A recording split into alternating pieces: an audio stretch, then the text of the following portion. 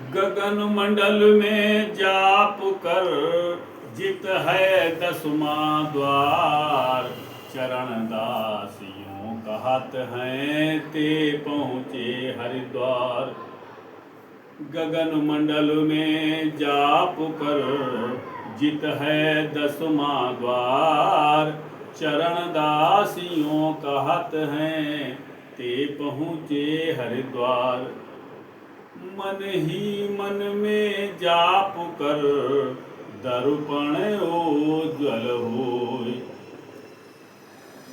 मन ही मन में जाप कर दर्पण उज्ज्वल होय। दर्शन होवे राम का तिमिर जाए सब छूट। प्रेमी सज्जनों,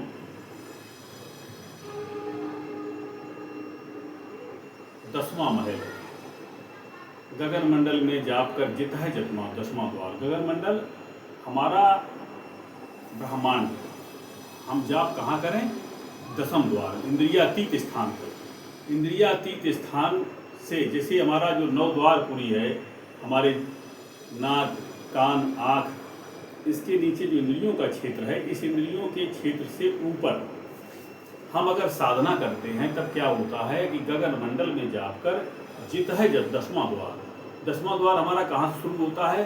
जहाँ पर इंद्रियों का क्षेत्र शुरू होता है। 9 द्वार हमारे जो हैं, इनसे ऊपर का जो स्थान होता है वो दसवां द्वार होता है। वहीं से हमारी यात्रा शुरुआत होती है। तो जब हम यहाँ से शुरू करते हैं साधना 10वें द्वार, इधर से जब साधना शुरू करते हैं तब किधर को जाते हैं? ऊपर। जित है जब दसवां द्वार। गगन मंडल में जाप कर जित है दसवां द्वार। चरण दास यूं कहत ते पहुँचे हरिद्वार। हरिद्वार माना हरि का घर, परमात्मा का घर, निज घर।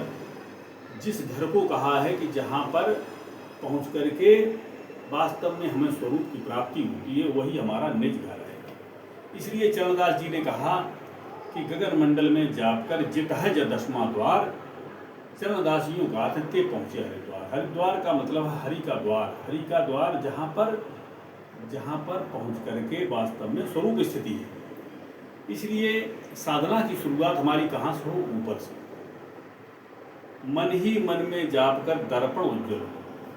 जब हम ऊर्ध्वगमन करते हैं, मन ही मन में जाप कर, जो गुरुनामी विद्या मिलती है, जिसे इसको कहा है कि नाम उठा के नाप सो गगन माई ले जाए, ता नित्य प्रकाश है सुखदेव दिया बताए। सुखदेव महाराज जी कहते हैं कि जब हम ऊपर पहुंचते हैं, जो हमारी शक्ति नीचे से समेट करके ऊपर जाती है, ऊपर जब हम पहुंचते हैं और वहीं से साधना हम जब करते हैं, तब क्या होता है? मन ही मन में जाप कर, चित्त से ही हमारा चित्त साफ होता है। दर्पण उज्ज्वल हो, हमारे संकल्प, हमारे विचार कटते हैं। दर्शन होवे राम का तिमिर जाए सब छूट। दर्शन होवे राम का। राम का दर्शन कब है? जब मेरे अंदर विचार नहीं होता है। जिस समय मेरे अंदर कोई विचार नहीं होता है, मेरी स्वरूप स्थिति बनती है, वही हमारी परमानंद की स्थिति है, जिसको कहा ब्रह्मानंदम परम सुख। ब्रह्म का आनंद ही परम सुख को देने वाला है। वास्तव में हमारी सारी खोजें होती हैं, जितनी जो भी मनुष्य जात में आए हैं, शांति सब चाहते हैं कि हमें शांति मिले। शांति पाने के लिए ही जो बुद्धिमान हुए, विवेकी पुरुष हुए, उन्होंने देखा कि संसार के भोगों में शांति नहीं है, संसार के भोगों में अशांति है। और अशांति से बचने के लिए ही लोग संत महापुरुषों की शरण में गए। राजस्थान में एक राजा थे जिनका नाम था पीपा, और उनका बोलचाल का नाम यही था, और नाम कोई दूसरा भी हो सकता है, लेकिन वो बहुत ही धार्मिक विचारधारा के थे और बहुत बड़ी सेना थी उनकी। बहुत बड़ा राज था, बहुत बड़ी सेना थी। यश वैभव की जिंदगी जी रहे थे, बड़े तेज तर्राक थे। उनका डर था कि आसपास के जितने राजा थे सब भयभीत रहते थे, कोई उनसे युद्ध नहीं करता था।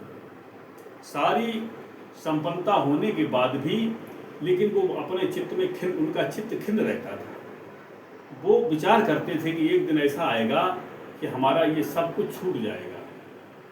जब उन्हें छूटने का भय आता था तब वो बहुत विचलित हो जाते थे, और उस विचलित अवस्था में वो एकांत में बैठ करके चिंतन किया करते थे। एक दिन उन्होंने इस बात को अपने किसी सलाहकार से बात की बात बात में ही उनके अंदर एक वैराग्य आया कि मुझे सत्य जानना चाहिए कि सत्य क्या है जहाँ पर हमें शांति मिले। किसी ने सलाह दी कि साहब इस समय पर संत रविदास जी जो बनारस में रहते हैं इस समय, वो पूरे संत हैं, उनके पास अगर आप जाएंगे तो उनसे आपको पूर्णत्व की विद्या मिलेगी और आपका कल्याण होगा। कल्याण का मार्ग बताते हैं, बहुत अच्छे संत हैं, लेकिन आपको अहंकार त्यागना पड़ेगा, क्योंकि राजा का अहंकार जो होता है वो उसमें काम नहीं आता है।